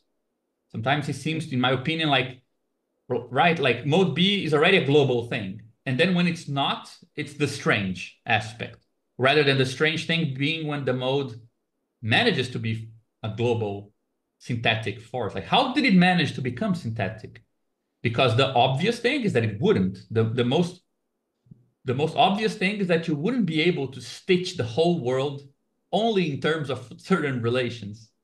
The most obvious thing would be that that would fail, right? So, uh, but since we already seen capital become worldwide, we've seen that empires can be huge. It feels to me that sometimes Karatani assumes that mode D comes fully packaged and not as a local thing that you need to find ways to connect and make consistent in a regional and global scale. And then once you adopt that perspective, the question is very interesting, which is which means propagate mode D without the need for total dedication of political life. Otherwise, it stops being what it is, right? Because and in that context, I feel like you don't even need to call it a new mode. You could just say something like, well, but this seems to be a material base that could could propagate these aspects of mode D much better than it propagates mode C, because mode C needs to police it constantly, where it will be much less costly. And just a side thesis on this, before the other more complex stuff. I'm not sure. I probably have seen this. I'm not sure, but have you followed in this kind of quantitative history field that that those papers on information integration and scaling in social formations? Have you seen this? No, no. Who's it by? Uh, I have it here. Let me just. I can share. It's uh, let me see if I can find it. Yeah, it's called Scale and Information Processing Thresholds in the Holocene Social Evolution. It's by the SESHAT database. What they show is that you can plot most societies on these two axes. It's an empirical study. And the two axes are the scale of society, the size, and the capacity of that society to integrate all relevant information for its reproduction. And they show that a society that grows to a point that the information technology that it has is not on par with its scale, it either Mhm. collapses or develops a new information technology to integrate the relevant information. So they plot like 5,000 different societies across I don't know how many years, and they show this regularity. You can see it in like a really nice little diagram somewhere in what they show, that there is a constant between, let's say you have a small society, and then okay, that's already my real kind of extrapolation on top of it. But you can see that speech is good enough to integrate mode A societies up to a certain scale. After that, either you develop some other form of register, or that society collapses or becomes frail in some sense. But then the same thing with writing. Either you develop writing, but then the society still needs to have some scale threshold. And then it needs to develop something else. So for if you're studying the medium, it might be an interesting information in that story too. It sounds relevant to that. Even though I think the degree of detail that they study, at least in this study that I read, uh, it's pretty specific. But it's funny also because it's a tale of scientists with a lot of data, and they couldn't correlate it with anything. And it took them years to find anything that made any sense, and this is what they found. Okay. Okay. So I don't know. It gets to my. I think if you're interested in mediums and uh, mode D, for example, it seems like that's kind of the story that you know if you were to integrate a very diverse social world with a lot of types of exchange happening in it, just being able to compute or to account for, you know, labor time in that takes for processes to be completed under specific rules, which is, let's say, the common ground between computing and labor power, right? That sounds like a very bad measure, a very poor measure for that level of complexity, right? So there might be some part of the story that you're developing, some part of this construction that you're focusing on that might be able to use this for something. I don't know, but it's Yeah. a really cool study. I remember I was really amazed when I found it. Well, I've got the link. I'll check it out. I didn't know about it, and it does seem interesting. And I agree with you. I might be too hasty, or I've not thought it out clearly when I just separated um, the internet and automation as a separate mode. Maybe you're probably right. Yeah, okay, we have a medium, we have a medium, but to create a social formation around it, yeah, it will be the effect of how mode D can be propagated through this medium better than mode C. I I agree with you. That's a better framing than just uh, assuming that the internet is a separate new mode of exchange. Yeah, you know, and then my I mean, this is my own personal thing. I haven't really discussed this with anyone. Personally, I disagree with John. I mean, I agree with John, but I would make the adaptation that from Uh, all the mathematics from the 17th to the turn of the century, the capital didn't give a shit about infinities. It only cared about the part of it that you could calculate, you know? right. So it didn't really care for that very much. We didn't absorb that into uh, capital is a very small infinity, in fact, right? Money is like an inaccessible infinity. It's like a very small infinity compared with the infinities we know of these days. So why I say this? Because I have the impression that you can have informational revolutions, meaning develop better integrational forms for the information that a society needs without changing, so without social revolution. And that's, I think, the tragedy of that all the social movements of the 2000s felt, that they saw an informational revolution. They believed that technology could drive social transformation, and it didn't. Capital just said, thank you very much.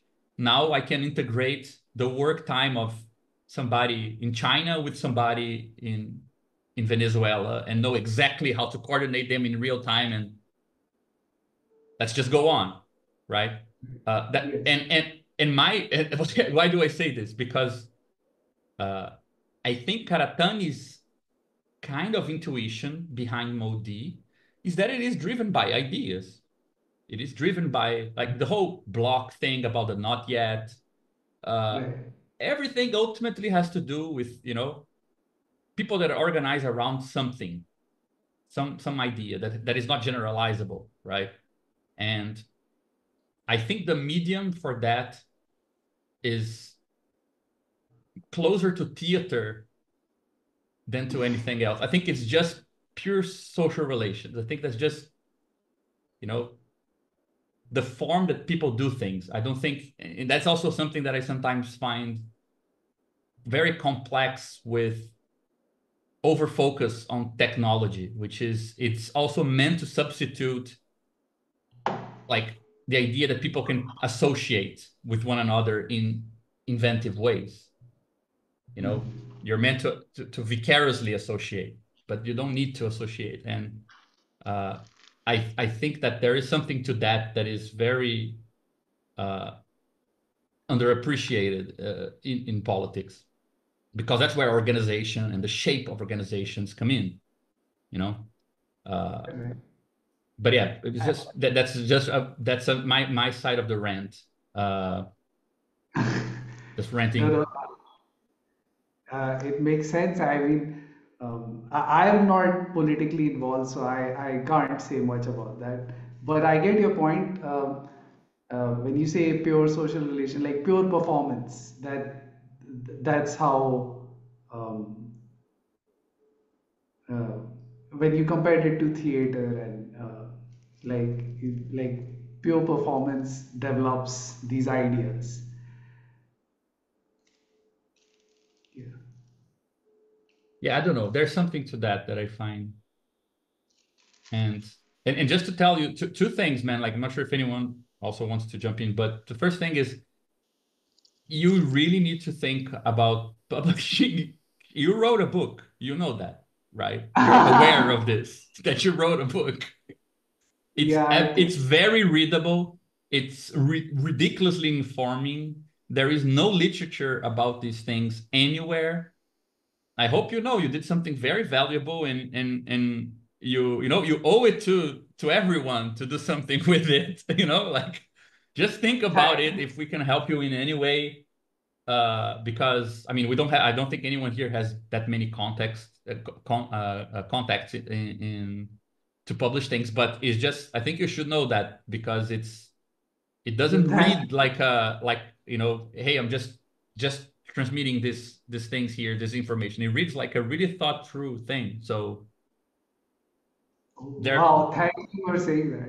no, it's serious, man. I think it's important because I think that there are a lot of books out there that don't have the quality of what you wrote. So you should do something about that. I thought like maybe I would do some presentation, and if the presentation goes well, then I shall put up the whole text as a website, or just put up the text online. Like even I have no contacts here either, and I'm sort of like I'm saying I'm not even politically involved, and so I don't have a big social circle which can help me out. So I'm just a terminally online person, and so I thought like I would just, if it's well received, then I shall put it all online. That would be the best way. I don't know how else to publish it. But yeah, but just think about it, because one thing is if you don't know another way, but if other ways would appear, if they would interest you, because of course it's up to you how you feel more comfortable with these things. But I mean, you're clearly thinking very seriously about these things. uh, it's not like you're just freely associating these things. You're giving it a lot of energy. And I mean, it is true, of course. You can just make it's a bit of a paradox because sometimes we feel like if we put it online, it just goes back to the previous discussion. Sometimes it feels like if we put it online, it's the best way to make it freely accessible to everyone. But Right. because people do read kind of legitimacy, credibility over the jumping of certain hoops, they might not take it as seriously as it deserves compared with whether it came out in book form, you know?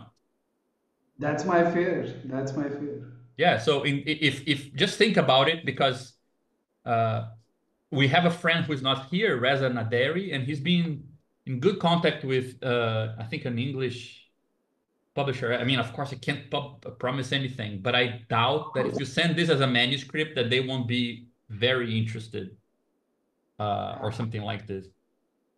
I would absolutely love to, contact and take it forward. I would.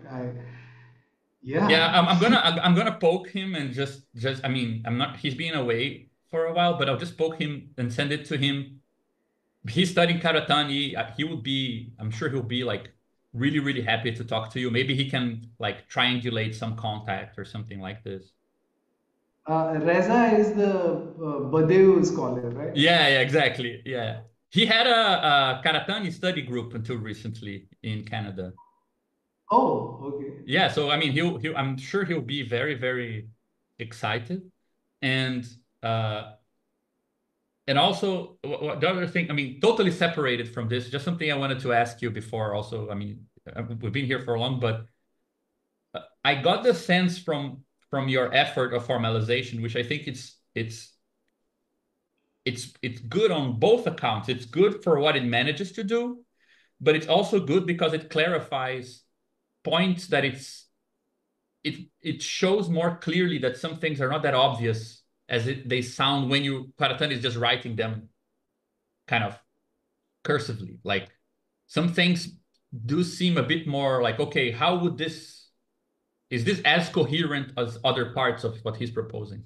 And I'm wondering how you feel about this after going through all of this. Like, where do you see Karatani's weaker spots or things that are kind of stuck with you that you are not sure about, things like that? Or are you, I mean, you've read him more than we did. Like, or are you more convinced or more kind of reassured by in his work from his more recent stuff? Like things like that. How are you seeing it all? Um, um, I feel I did feel that there are limitations to his system, um, um, but he's taken it as far as he did, and um, the so the gaps and like the stuff that he oversaw, he did see clearly. Though those gaps were the ones that led me to go down the trail of finding the mediums and researching the modes in terms of the mediums. um, I uh, I think I'm still too involved in his system to step out and like have uh, a coherent criticism of him outside it. Like I'm still too involved in his system, you know. Of course. I mean, okay, this whole thing began like way back when I was young in college. I found a book by Zizek, and so I've read Zizek also a lot, and I don't think I can criticize Zizek. Like he's just so formative. Like he forms my unconscious sort of. So I don't know where can I begin criticizing him. And similarly, I feel about Karatani. Like I don't have enough distance to his system. Like I've tried stepping out and seeing the individual limitations and how can where to further take it. But I can't say if I have a overall criticism of his system. In his new book, he has a generally, I mean, his tone can be called pessimism through optimism through pessimism. Like he like that Kant quote. He's not. He quotes this in the book, but he doesn't. His point is not that Kant was some naive idealist. Like he knew the situation that there are constant wars and just there is all this uh, disruption going on that it never stops. But to find a way to work through them. And yeah, that's I mean, I appreciate that point. That so yeah, I don't have enough distance to uh, criticize him. Because you don't, but but we do. So just to tell you some things that I think you are doing that are not obvious in Karatani, that I think are your contribution. That Please I tell me. Yeah, just impressions, like straight from the formulas. Because when I read them now, looking at all of them together, just put them all on a piece of paper. Like it feels to me that there is a structure that you wrote in all of them that is not obviously how he schematizes them. And it seems to me that it has something to do with, first of all, the separation between inside the bracket and outside of the bracket. That's a distinction between, it's hard to name what it is that you've done when you separate it like that. Something about, let's say, my impression is that it has a lot to do with uh, struggle somehow, right? Something that has to do with attention. So in the case of tribal society where there's nothing outside, probably you could go there, right? Just to mark the spot that there is something that sometimes appears outside of it, especially considering the idea that class struggle or struggle in history has something to do with this. The second thing that I think you did is that usually what appears there is marked by D, actually every time, right? Which begs the question, is D a mode or is just the name of whatever is outside? Because if it always appears the same place, it's the place, right? I mean, it just has a, and that sounds like something that it wasn't that obvious. And what qualifies is just the other letter that you add. So you have, for example, medieval feudalism. You would have within the bracket, you have the negation of A composed with B and other things. And then outside, D with A composed with B. So the dominant composition is now qualifying D, right? Well, if D is in every formula and it's always marking the same place and we just remove it, whatever is fighting the dominant logic, you're putting there, right? So Yes. that feels what's qualifying in your formulation, which is it becomes very, very kind of well structured how there is something fighting the dominant logic that is not included in the social formation in the sense of integrated into it. Which is not to say that there aren't tensions inside the social formation, because often you also need a symbol to mark, which is something Karatani does, especially in the mode B formulations, which are asymmetric, right? There's always a dominant and a dominated, and then you always have to write two parts of it, right? Yes. And then another thing that I think you do that Karatani doesn't fully flesh out is that you need to use a negative symbol on modes, which is something that we've tried our hand at for a while, even though it ended up being substituted by this distinction between, let's say, global coherence or kind of say consistent presentation or an inconsistent presentation. So you can have, let's say, mode A being structured mostly by positive reciprocity and, you know, well-defined communities, or you can have mode A that doesn't really latch on, like it never really forms closed groups. The affinity groups are more kind of inconstant or kind of unstable than stable. So I was wondering also if there isn't something about this negation, which is not the same as saying it is constrained, right? Sometimes you write, for example, C constraining A, something like this. It's different from A itself appearing negated. Yes, yes, I feel like you're trying to name a situation where the mode is appearing in an unstable form.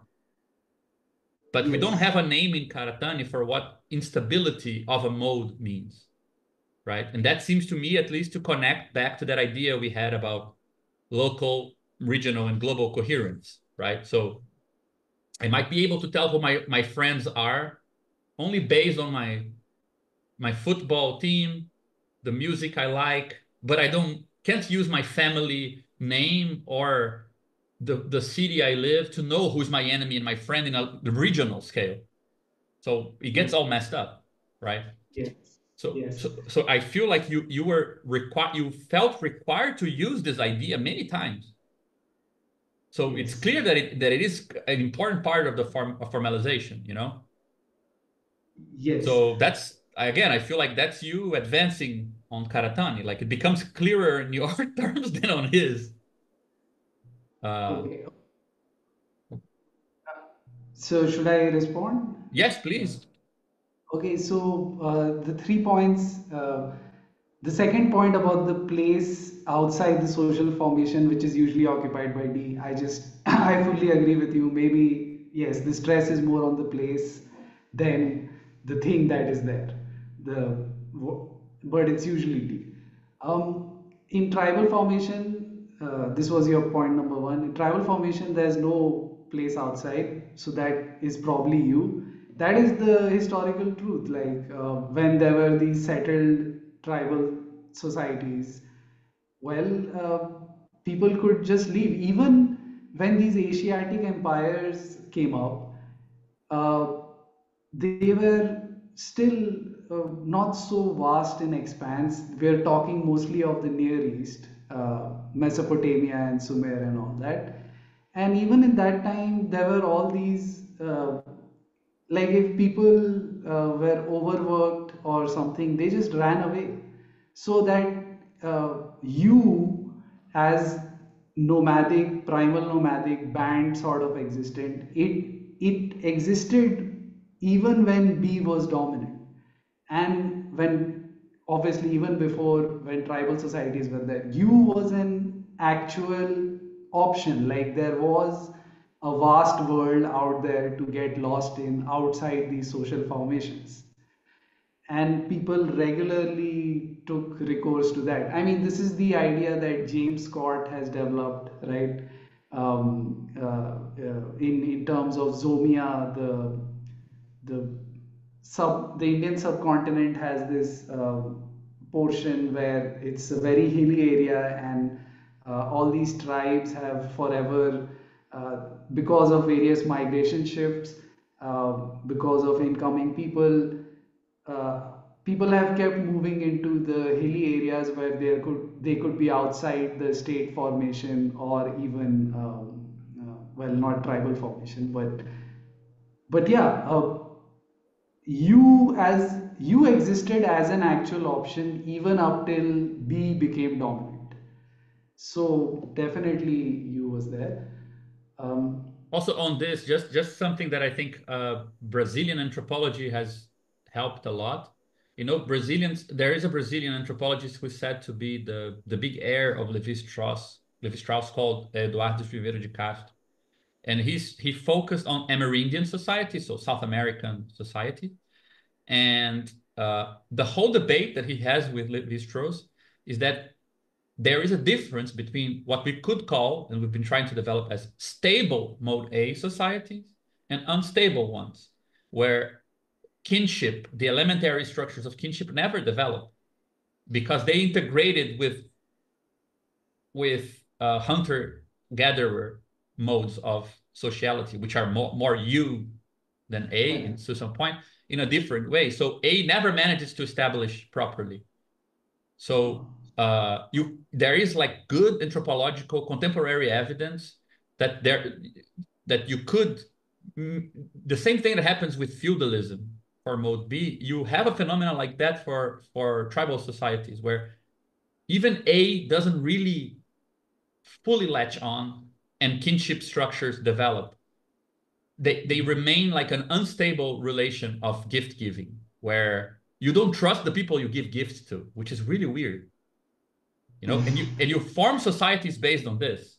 Like backstabbing your friend is like socially part of society, and things like that. And so I think it's further credence to like the very, very slow continuity from U to A, where you can still find elements of it, even though A is already minimally dominant. But it's just an aside, but I think it fits very well with this idea. No, I had not heard about this. I think I've read a paper by Castro, which you guys mentioned. There's a classic paper, right? It was about settlement in Brazil and liberal ideology, how it was imported. Uh, Maybe I'm getting it wrong, maybe it's by someone else.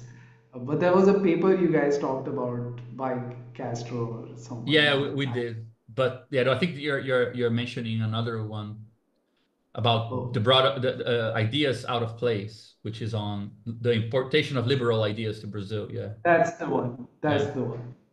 Sorry, yes, so this No, is no, no, but this completely is a really interesting. I'm just saying because we could just to show that this thing you introduced to explain some things, it would also help explain and integrate further material, which for me makes it show that it's a good idea. right, right. Finally, the point about the negative modes. So I have one thing to say about it. A and B, the negative of A, Karatani explicitly states. The negative of B, he does not. He just glosses it. He calls the proper submission domination relation of B. He calls it, following Etienne de Boeche, voluntary servitude.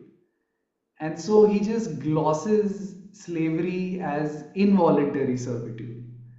So I took that gloss and I developed a whole frame key. Okay, negative of B is slavery and how to account for it.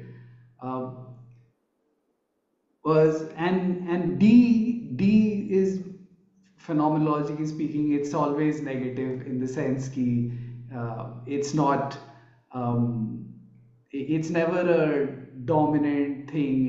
It's always causing disruptions. And so the important thing I wanted to point out was C, mode C has no negative, according to me. Like in my thinking, I because the negative of mode C is a moment of mode C. Like Hmm. crisis is a moment of accumulation, and so it's the negative of mode C is not uh, heterogeneous. It's not qualitatively different to the operation of mode C as such. It is a moment within the operation of mode C, which is why there is no negative of mode C.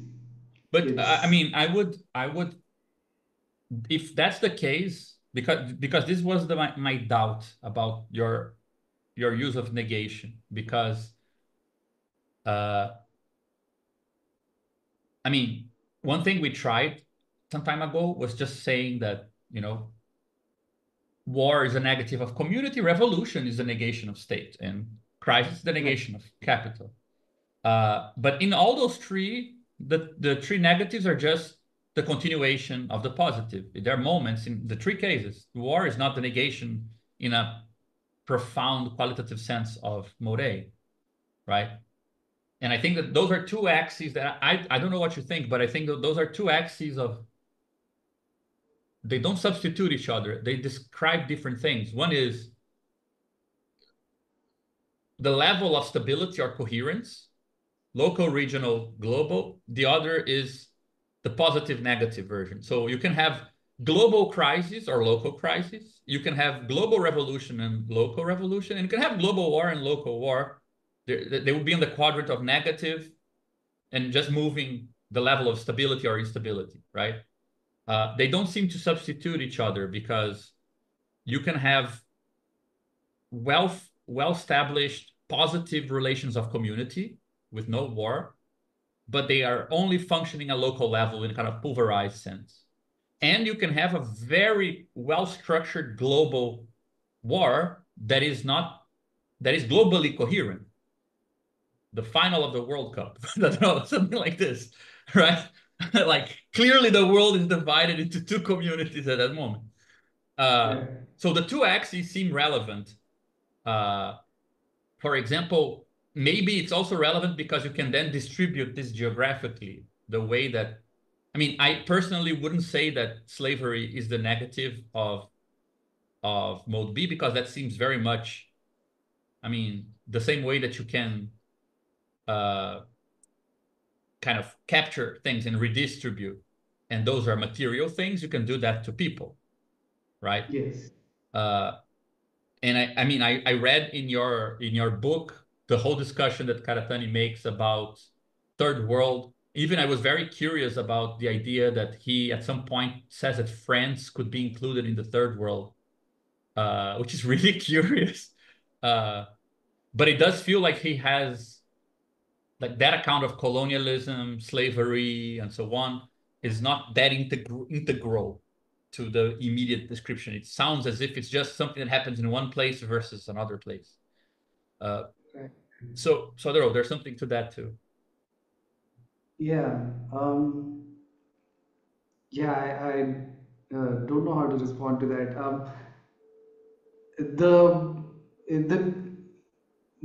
the French thing, I took that portion from his book Structure of Empire, where, like, in the new book, he just mentions that France could be taken as part of the third world, but in Structure of Empire, he fully goes into how the uh, French colonization gave rise to the third world. Like, it's not just simply that Hmm. French included in the third world. That's very interesting. Some messages. I think it's just people thanking you, man, because this was really, really great. No, thank you guys, man. Like, I've been, I wanted to talk to you guys for so long. Like, I've just been working on this, and yeah, I mean, Uh, like, Yeah, man, look, if you want, we could just include you on our Discord. I mean, you've done so much work. If you just, because this is a way to keeping in touch and just sharing ideas, even if we have a hard time meeting synchronously because of the time uh, difference. If you want, we can just add you there. I already sent a message to Naderi, asking him if he still has contact with the publisher. I'll let you know. okay, thank you. Okay. Uh, yeah, man, thank you, man. Thank you so much. Yeah, man, this was really great. I mean, like, I've been waiting to talk about all this stuff for so long, and it just, I can't and even. I just recall you sending me a message on Twitter like ages ago. Yeah, I'll work on this, and suddenly it was like a huge thing. yeah, We're like, how are we gonna read through all this and comment? Everyone was so like eager to give you good feedback because you put so much work into it. Uh, man, you guys are the best. That's why, I Thank you had so to. much. Do you mind if we upload this meeting to the website?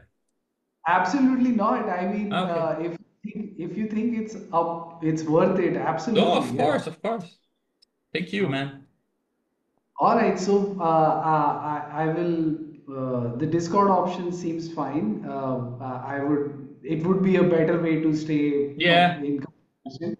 I'll do that. And yeah, and yeah, I would love to present like the more interesting stuff. Like, this was just my The craziness. Like, preamble, yes. No, we're eager to get to it. yeah. Okay. Okay, I'll send you the invite and then we can continue talking there. Okay. All right. It's so nice to finally talk to you guys, man. It was Like really it's nice, man. Thank you so much. yeah. Okay, see Thank you you. next time, man. See you. See Sleep you. well. Bye. Sleep well. You're probably very, very late. See Yeah, you. yeah, yeah. It's fine. It's fine. See you. See Good ya. night. Bye bye. Good night.